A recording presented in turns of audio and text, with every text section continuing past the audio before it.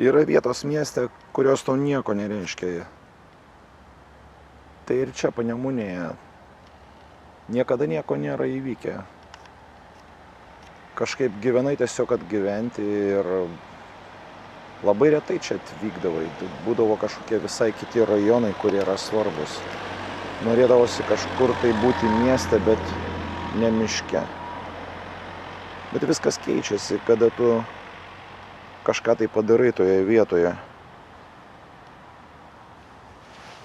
Atsimenu, čia pirmą kartą parašiau savo pirmąjį tekstą.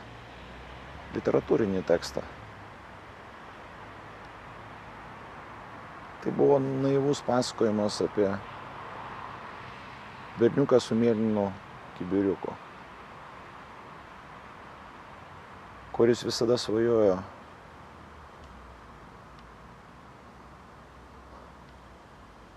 sunku pasakyti, apie ką jis svajojo. Ko gero jis svajojo kažko tai tapt. Kiekvieną dieną jis ateidamas į pliažą ir žaisdavas mėlynu kibiriuku, stebėdavo aplinką. Vyrą ir moterį, kurie valgydavo slyvas, važinėdavo dviračiu ir klausydavosi politikos, radijo.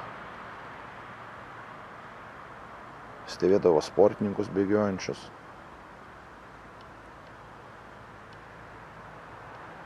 Stebėjo vyrą, kuris žaidžia tinklinį su savo žmona. Jis visada būdavo stipresnis, bet jisai ją nusileisdavo.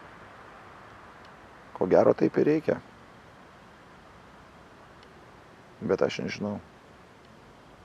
Aš neturiu atsakymų.